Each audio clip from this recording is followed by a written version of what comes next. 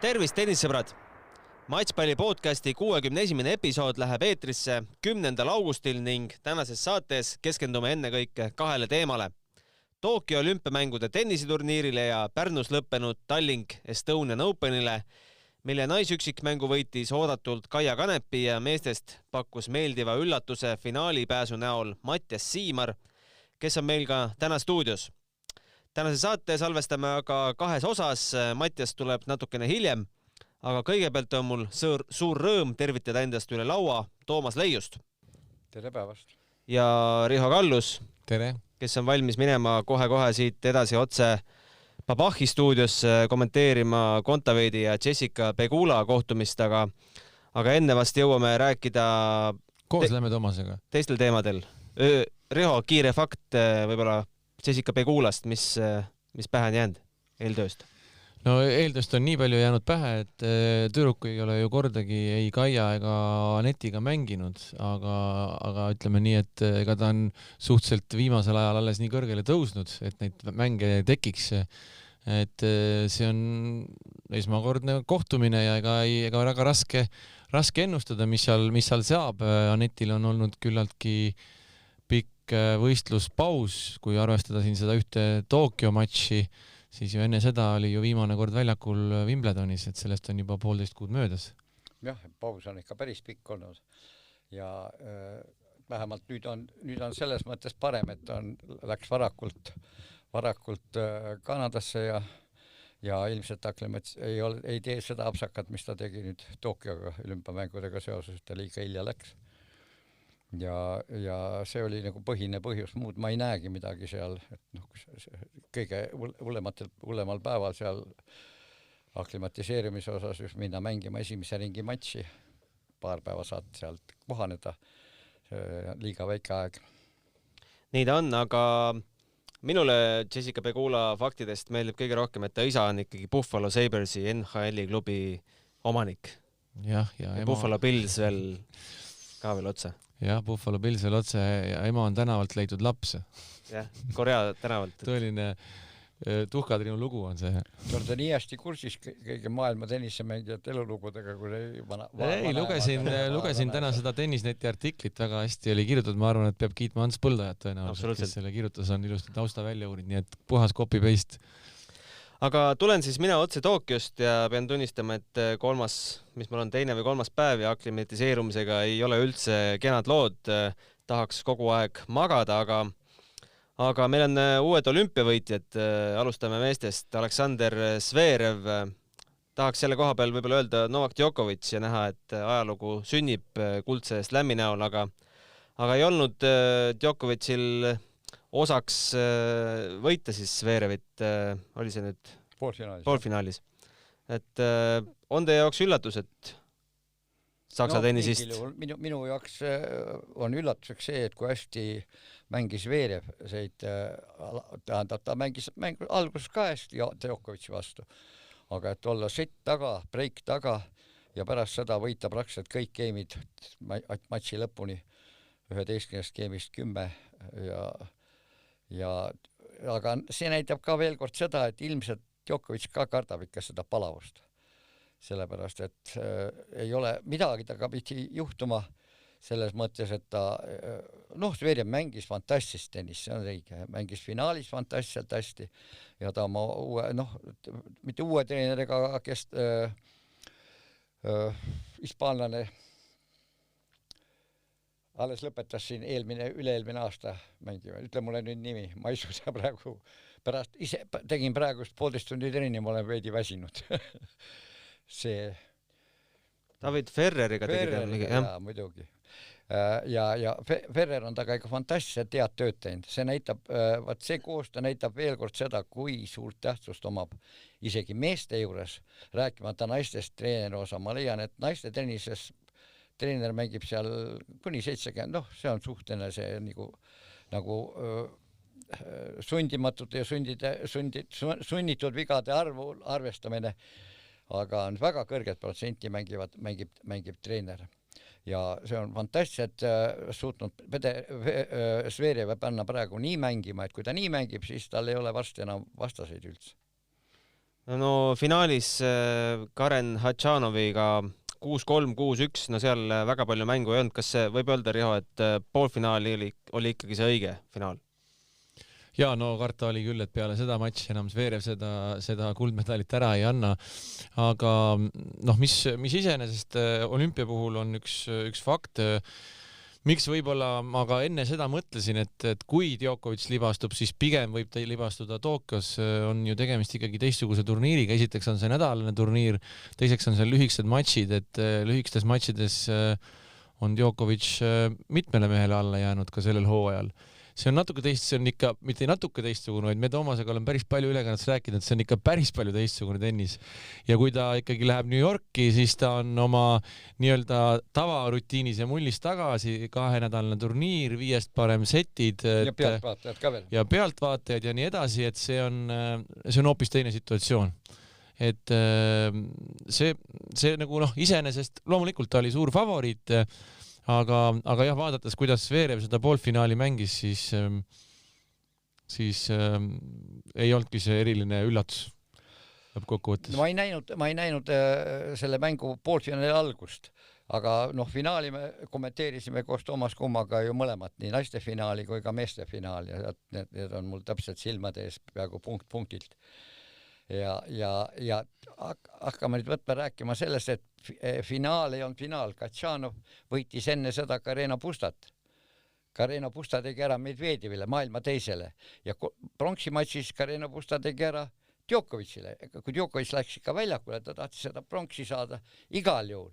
Ja tegi veel maailma esimesele teisele. Ja see on jäänud üldse märkimata, et võita ühel samal turniiril maailma kahte esinumbrit. See on väga märkimisväärne samm. See on huvitav, et sa, Toomas, niimoodi ütled.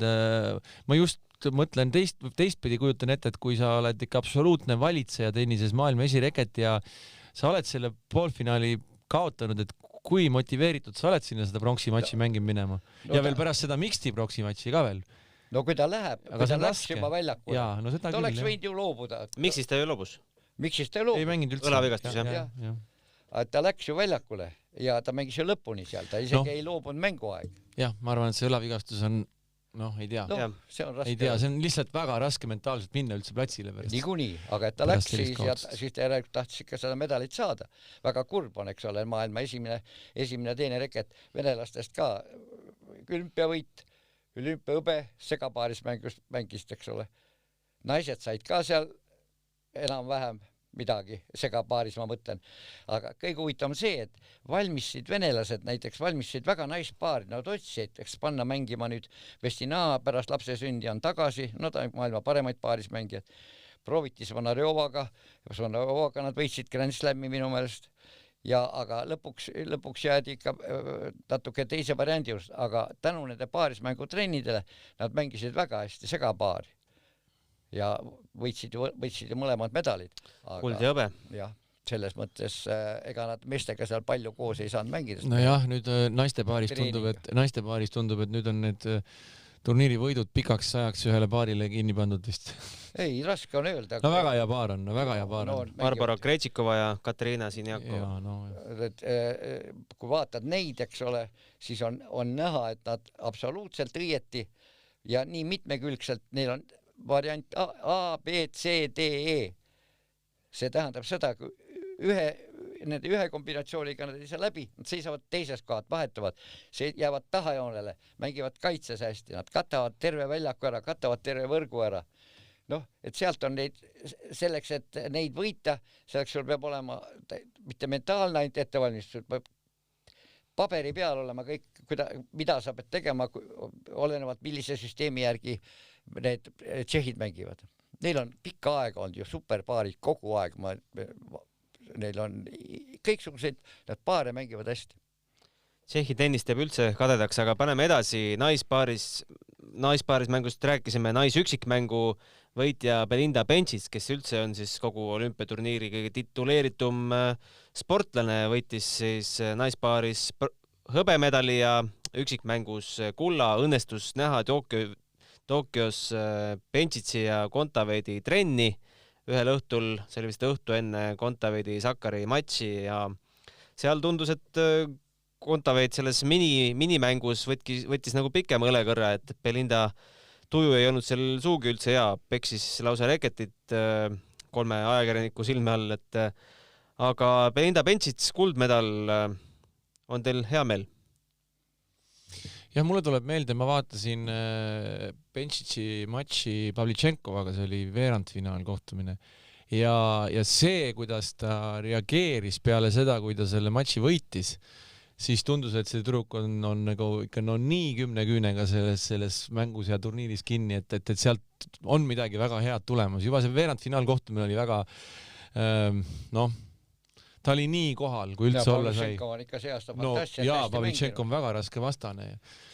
Et see oli selline matš, mis kuidagi jättis sellise mulje, et peale seda mängu, kui ta võitis, siis tal ikka oli pisar silmas ja juba veerandfinaal. Ja see oli veerandfinaal kohtumine oli selline, et siis tundus, et ta see koosseis oli näha, et seal lõpus kõik tugevad olid edadab järgi tugevad olid väljas ja aga sa näed, kui sa ei kasuta seda ära, sest teist korda sul võib-olla elus ei anta, kas sa oled noor küll, aga 3 aasta pärast pole öelda, võib-olla oled juba lapse ema ja ei tea ju. Aga see on, ütleme, selle mõttes, ma tõmbaks natuke nagu paralleele, ütleme, Kratšikova meeleseisundi Prantsusmaal, vaata, et sa näed, et inimesel on selline meeleseisund juba, et ta on nii 100% fookus, et veerandfinaal oli selline juba, et jah.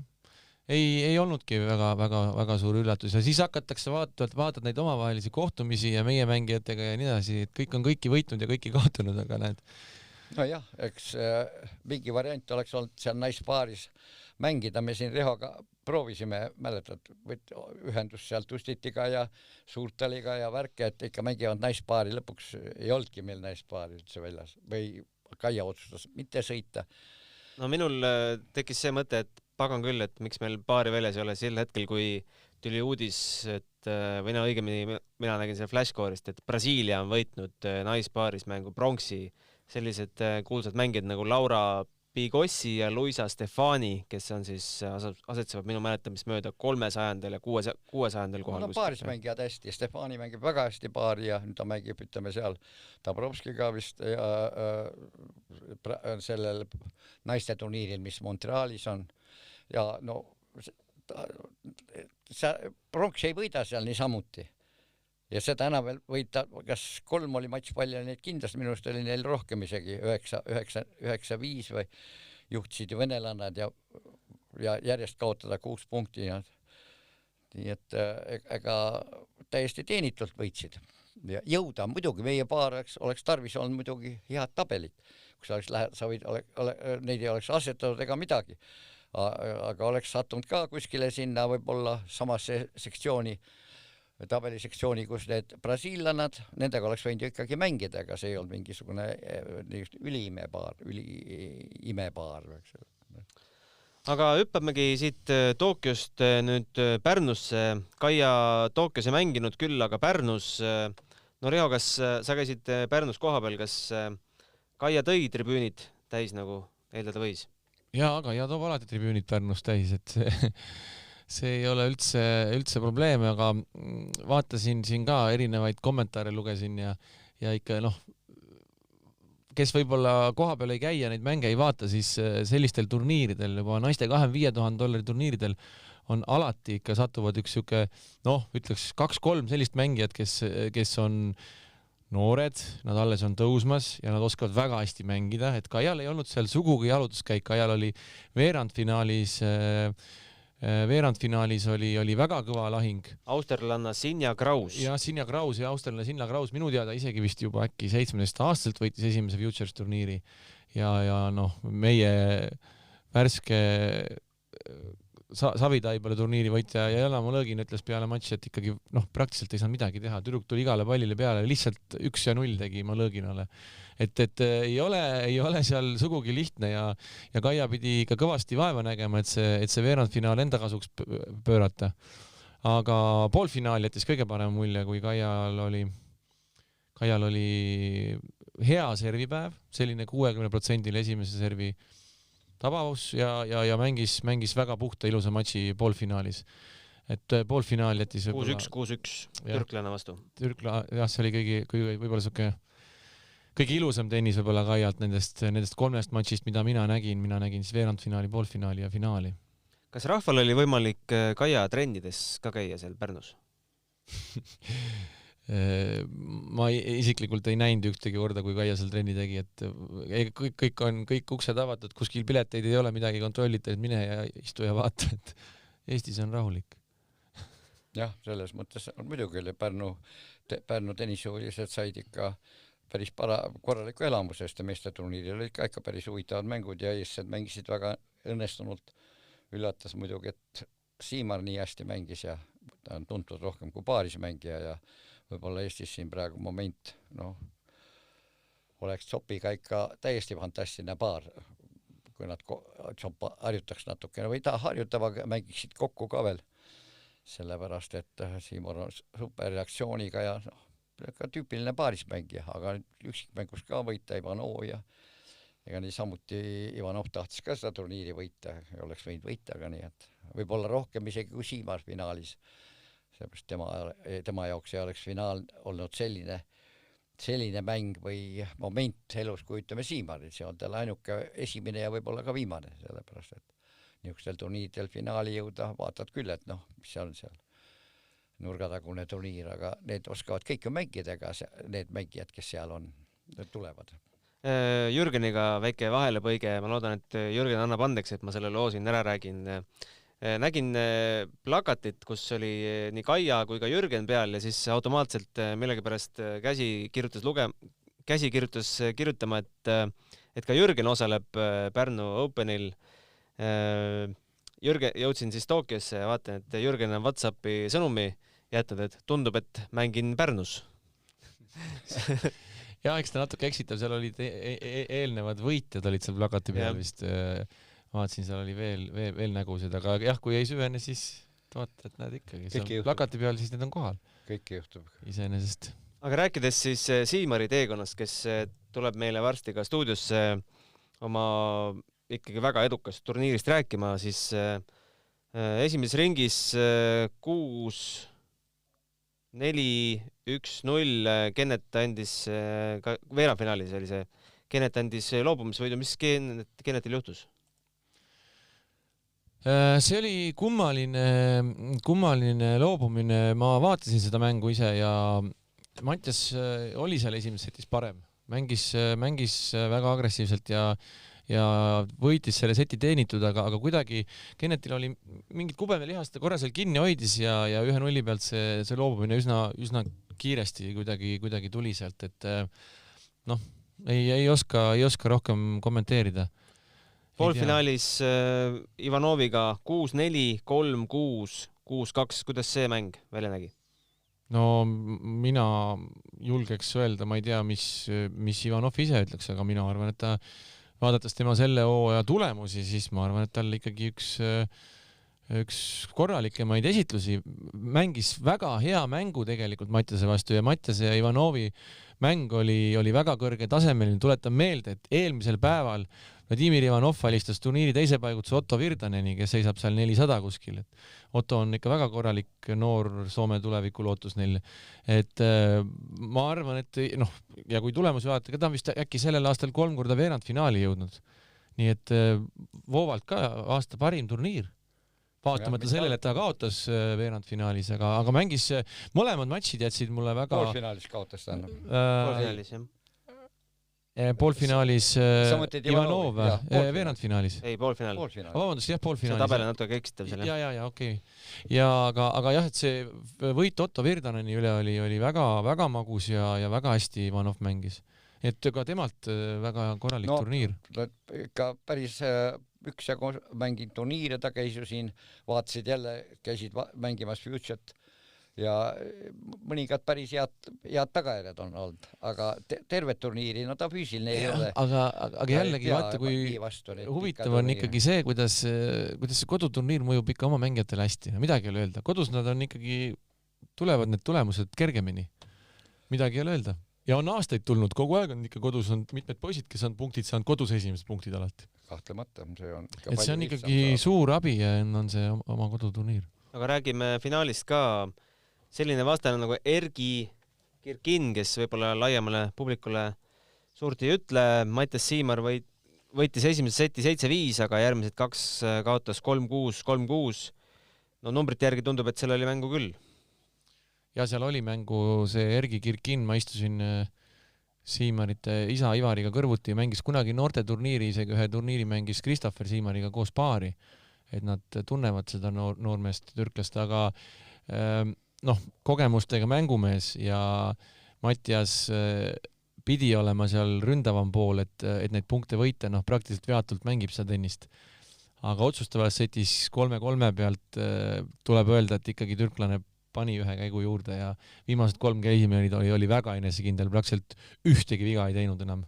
No see on suur oskus. Ja just, et seal oli, võiks öelda, et seal tuli see klassivahe natuke välja, seal lõpus ikka oli näha, et mängis väga ilusat tennist. Ja teenitult praktiliselt ikka esimene paigutus, jah. Aga võtame nüüd sealt tervelt turniiri peale, sa olid nagu seal, sa kõiki mänge ei näinud, eks, aga kes seal üldse kõige niisuguse nooremast generatsioonist või ütleme, jättis mulje, kes võiks kuskil tulevikus tõusta? Oli ka mõni niisugune, kes torkas silma, ta võib-olla kaotas seda esimene ring või teine ring, aga... No me ei ole rääkinud Mark Lajalist, vaatasin ka Mark Lajali ja Kennet Raismaa mängu ja ma arvan, et see mäng oli natukene võib-olla ei ütle päris Lajali hetke vormi kohta eriti midagi. Sa mängid esimest meeste turniiri mängis Mark. Mängid Raismaa vastu, kodus. Et see võis mentaalselt päris raske olla. Mark mängis teise seti, mängis päris korralikult ja sai oma mängu hästi peale suruda. 6-1. Aga mis mulle nagu isiklikult Kenneti puhul hea mulje jättis, oli see, et Kennet on väga hästi hakanud päästma ja liigub päris kiiresti, et ma ei olegi teda nii hästi liikumas näinud, mulle tundus, et ta nagu ei ole muidugi ammu ta mängu niimoodi koha pealt vaadanud, aga ta ikka praktiliselt ikka ära lüüa oli üliraske Kennetile. Ja liiva peal ka, et natukene Pärnu kesklinna väljakute kapsaaeda, et seal on tegelikult iga aasta väga head väljakud olnud, Peeter Allas on seal väljakumeister, tervitaks Peetrit, kui ta kuulaks, väga tore väljakumeister, aga Peeter ei ole vist enam seal ja nüüd turniiri ajal natuke aitas, et väljakud olid suhteliselt ikkagi kehvas seisus. Näiteks see väljak on kehvas seisus ja siis on ju, teame ikkagi tavaliselt klubid, foon on sul ka väljakul lähemal, et seal väljaku ja need tingimused ikkagi ka teinekord siia-sinna võivad need pallid minna niimoodi sellisel hetkel, et sa võid küll rallis parem olla, aga see ebaõnnestunud põrge tuleb sinu poole ja sa kaotad selle punkti, et niisugust punkte ikka oli päris palju. Mitte ainult joone pealt, vaid ka väljakud. Ikka platsi pealt ka, et ei olnud, ütleme, kõige paremad väljakud, jah. Aga Margiga said sa rääkida ka, on ta minemas Ameerikasse ka või juunioride slam enam ei mängi? Ei saanud Margiga üldse rääkida, ainult mängu nägin, aga minu teada ta peaks mängima Ameerika lahtisid, aga nüüd ta mängib Futures turniiri selle nädalal. Ta oli juba... aeg on ju veel ju. Jaa, et 30. hakkab alles ju... Ma arvan, et ta ikkagi, ma usun, et ta ikkagi viimase selle Grand Slami mängib ära, sest Mark oli sellel nädalal on ennast kirja pannud Rumeenia $15,000 turniiril. Peaks olema tal vist siin mäng. No eks see paistab. Aga olete nõus, et päris huvitav on näha, mida Mattias nüüd edasi teeb ja kus osaleb?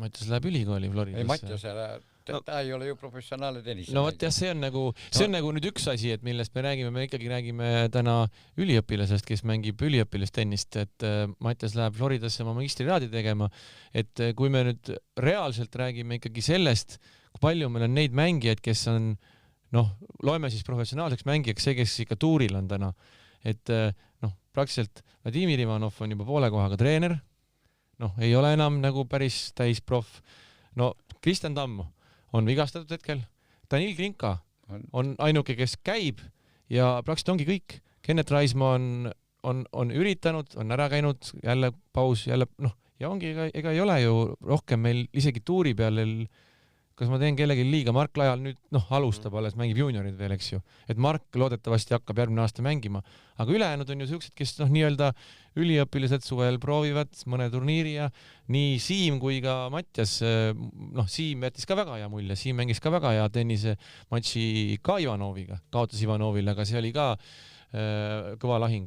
3-setiline, jah. Aga nad nad ei ole tuuril, see on nende taset hinnata ei olegi enne mõtet, kui nad oleks aasta-2 mänginud, siis võiks rääkida, kuhu nad jõuavad või 20-25 turniiri. Sa ei saagi, siis sa lähedki mängid finaalis türklasega, kes mängib iga nädal turniiri. Sul ei ole seda võistluskogemust, ja nii lihtne ongi. Ja palju tahta, et jõuad finaali ja siis veel finaali ka võidas, pead ikka päris kõva poiss olema. Aga selge, lasen teid kommenteerima Jessica Pegula ja Anett Kontaveidi matši. Loodetavasti see turniir saab olema Anetile pikk ja te saate seal veel iga päev käia. Ja kuulame siis ära, mida ka Mattias sellest turniirist ütles. Teeme siia, laseme kõlli vahele ja siis oleme juba Mattiasega tagasi.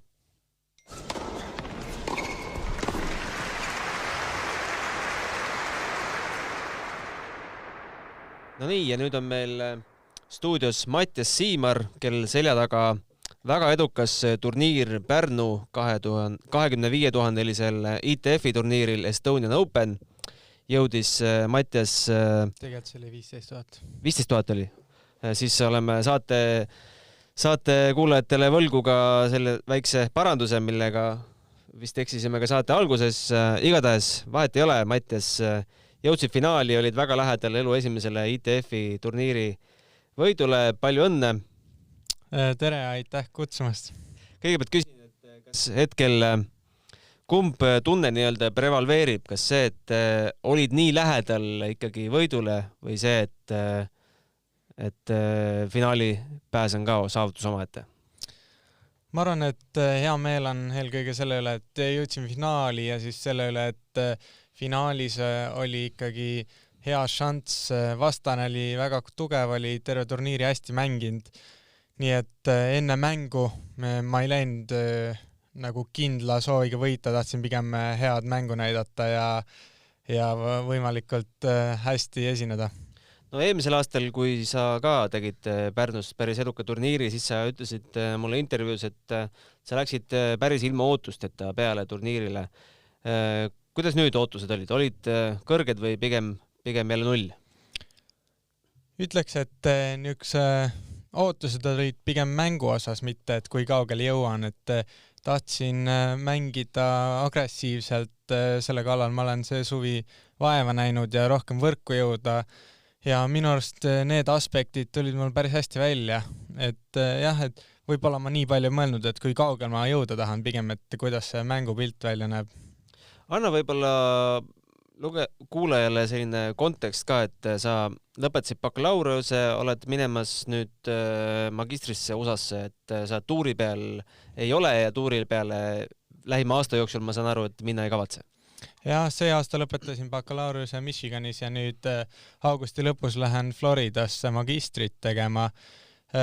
Florida on eelmine aasta oli kõige parem tiim selles suhtes, et ma arvan, et seal mul on hea trenni teha ja kindlasti tiimikaaslased on väga head ja seal on üldiselt suhteliselt niisugune professionaalne õhkkond, et sügisel, kui ülikooli mänge ei ole, siis paljud mängijad lähevad ITF turniire seal mängima, nii et võib-olla 100% tuuri peal ei ole, aga loodaks küll, et saan seal mängida mõned ITF turniirid ka.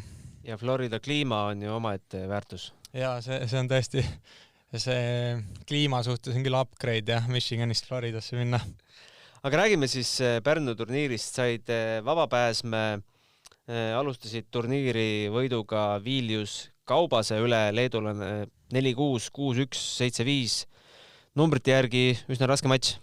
Ja üldiselt pool õnne pärast sain sealt läbi, et viimases setis olen 5-3 taga.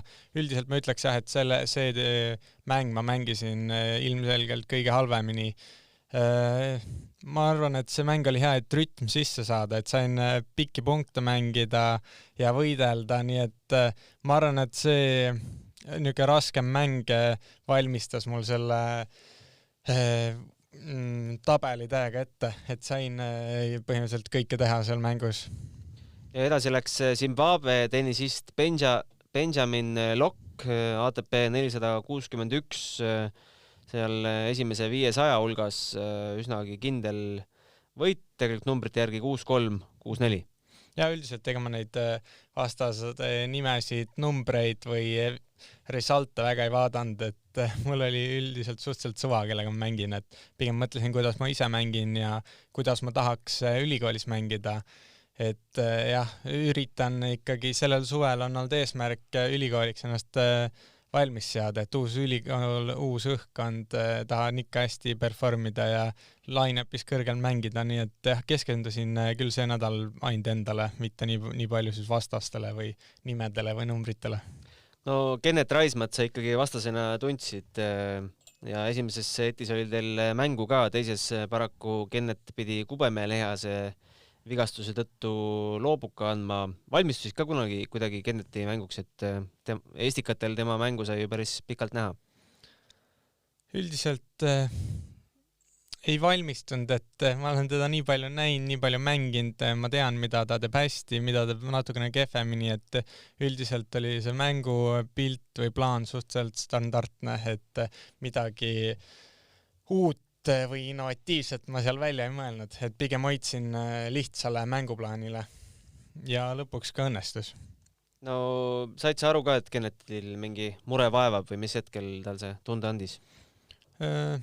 Võib-olla teise seti alguses tundus jah, et tal on nagu vähem energiat, aga esimeses setis mulle jäänud niisugust tunnet, sest alguses ma sain hästi minema 4-0 läksin ette ja siis ta võitles päris hästi järgi, nii et oligi peaaegu oleks 4-4 tulnud, aga siis hoidsin oma servi, et seal ma ei pannud tähele, aga võib-olla jah, teine set ta alustas kuidagi loiult ja siis eksis päris palju lihtsaid palle, et võib-olla seal tekkis siis midagi.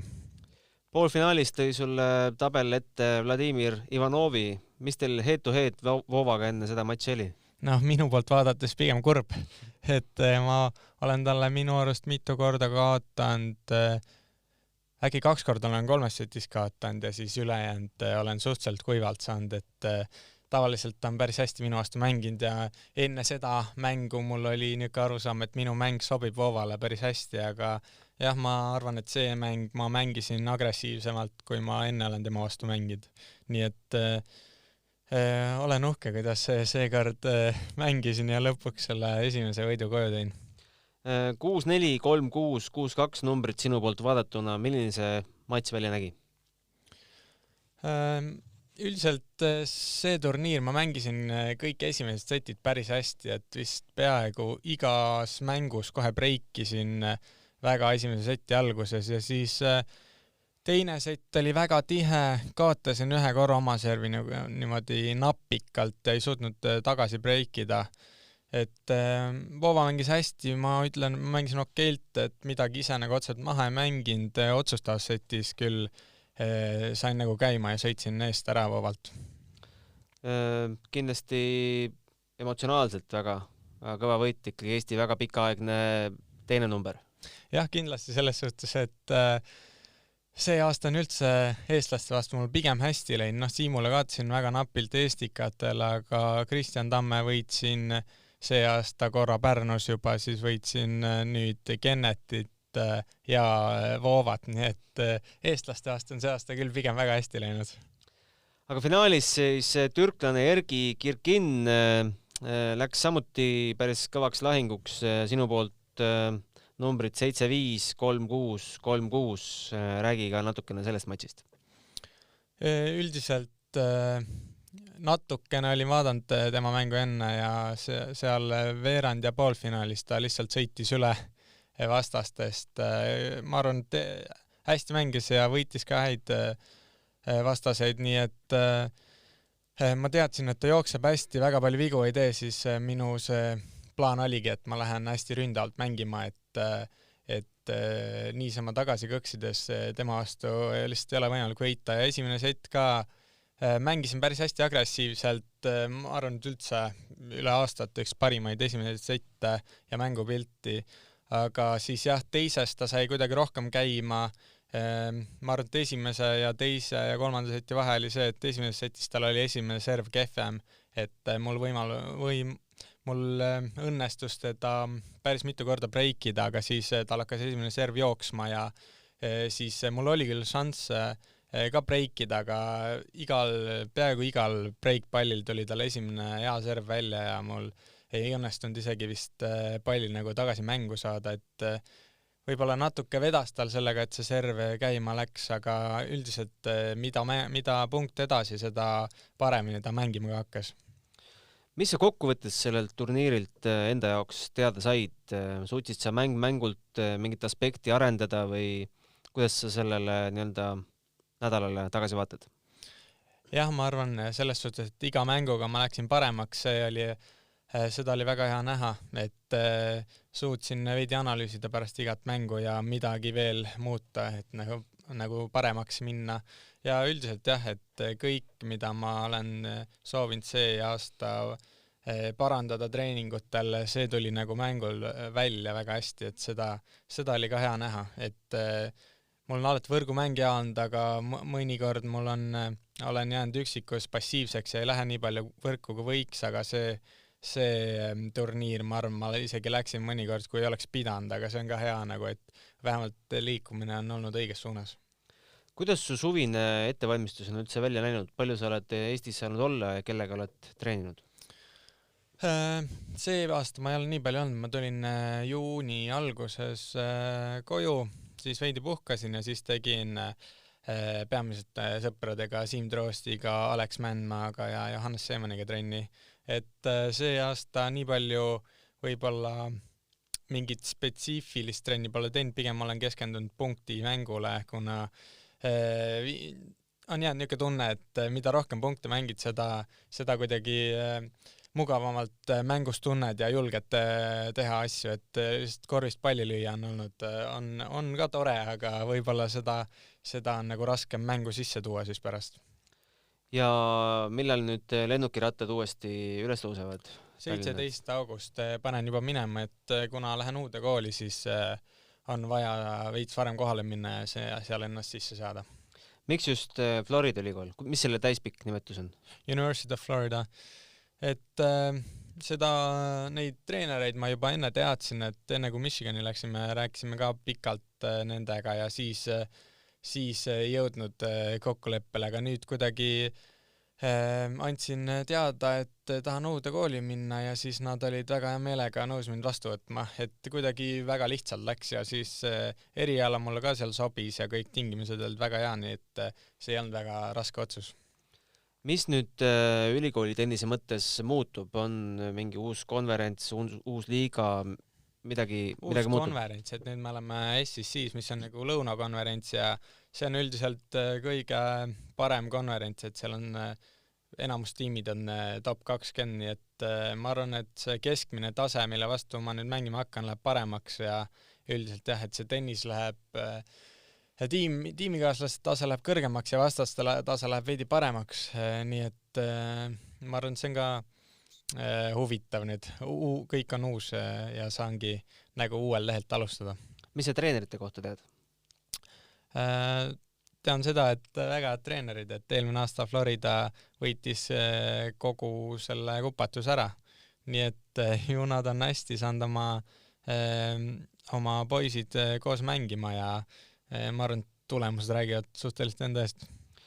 Florida ülikool selle koroona aja elas ilusti üle, et teada on, et paljud ülikoolid pidid üldse oma tenniseprogrammid võib-olla kinni panema, et Michigani ülikoolil seda probleemi ei olnud ja Florida olil ammugi mitte. Jah, et Michigan ja Florida on Ameerikas kõige suuremad spordikoolid, nii et kui nemad lähevad kinni, siis ma arvan, et nemad on viimased, kes lähevad. Kuidas seal Ameerikas üldse praegu sellel koroonarindel tundub, et kas tunnid hakkavad olema nii-öelda, näed klassikaaslasi näost näkku või on ikkagi jätkub online õpe, millega sa juba harjunud oled?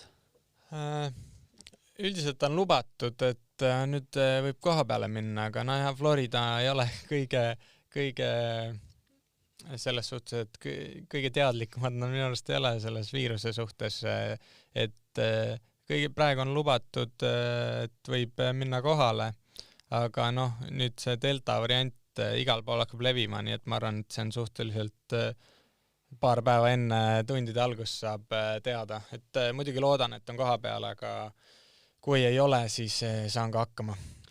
No magistriõppe rääkisime natukene, et aastaga Siuseauh valmis. Mis sinust pärast saab? Jah, 10 kuud on programm ja üldiselt ma ei oska öelda, mis pärast saab, et mul on niisugune tunne, et ma praegu ei pea mingit otsust otseselt tegema, et ma arvan, et ongi hea, lähen uude kohta, kus on uued treeningvõimalused, kõik treeningpartnerid, et äkki tuleb mingi kõvem tennise taseme hüpe seal, et siis ma arvan, et kõik need variandid on suhteliselt avatud. Mida vend Christopher teeb? Christopher läheb nüüd Saksamaale tööle investeerimispangandusse. Olete nii-öelda esimest korda lahus siis või? Noh, pikemat aega küll jah, et me oleme ikka olnud kuskil eraldi turniiridel umbes 6 aega, aga jah, et nüüd on nagu pikemas perspektiivis elame erinevates kohtades. Raketit võtab ka ikka Christopher või kätte? Jaa, olen mänginud paar korda küll temaga see suvi. Saksamaal on klubitennis on väga au sees, et on mingid mõtted tal selles osas? Ma ei tea, seal kõik, kellega ta rääkinud on ähvardavad, et investeerimispanganduses eraelu pole, nii et äkki ta võtab kaasa, aga seda ei tea, kas ta sinna kuhugi klubitennisesse seal kohe sekkuma hakkab. Ühesõnaga, olete põnevil uute väljakutsete eel? Jaa, ma arvan küll, et paljud on öelnud, et kas kurb ei ole vennaga eraldi minna, aga ma arvan, et see on ikka paneb meid ennast ka proovile, et nüüd ei ole kellegiga nagu niisama kogu aeg rääkida, et surubki meid välja minema ja rohkem uute inimestega tutvuma, et noh, ikka on kurb, aga ma arvan, et lõpuks on ikkagi kasulik ka, kui mõnikord nagu eraldi oleme, et küll me jõuame koos rida maja osta ees sisse tulevikus. No selles, mis Davis Cupis saab, seda vast ei tea mitte keegi Eestis, aga kui siin järgmine aasta peaksite mängud uuesti pihta hakkama, kas siis Florida ülikool laseb sind tulla ka? Ma arvan küll, et nad on väga professionaalsed ja neile meeldib, kui nende poisid mängivad siis kas ITF-tuure või noh, Davis Cup on eriti lahe, et ma arvan, et sellepärast küll põdema ei pea, et nagu ülikool või coachid ei luba minna. Küsin veel lõpetuseks, me siin saate esimeses pooles rääkisime natuke olümpiast, et palju sa olümpiat või olümpiatennist said jälgida? Üldiselt liiga palju ei vaadanud seda, et ma üldse ei vaadanud sõnaga, aga et kõik need tegemised toimusid päeval või hommikupoole ja siis mul olid nagu tegemist rohkem, aga noh, seis ikka vaatasin ja kui mõni eestlane võistles, siis korra ka heitsin silma peale. Ega see vist Eesti ajavööndi mõttes väga mugav olümpia ei olnud, ma saan aru? Noh, jah, et kui oleks kõva fänn, siis oleks ikka saanud vaadata, aga jah, et loodame, et järgmisel olümpial olen kõvem kaaselaja. No järgmine peaks olema Pariisis ja siis Brisbane'is, aga suur tänu, Mattias, tulemast, soovin sulle edu uues ülikoolis, uutel tenniselahingutel. Kuidas sinu tulemustel ja asjadel üldse silma peal saab hoida, et ega üldiselt kui eestlased USAs ülikoolides mängivad, ega siis siiapoole väga palju neid tulemusi ei tilgu, et kust saaks infot? Sellepärast ei pea põdema, et kui mul midagi hästi läheb, siis mu isa tavaliselt postitab, et jälgiga siis sotsiaalmeedias Ivar Siimarit. Aga teeme nii. Aitäh, Mattias, ja palju edu! Aitäh kutsumast!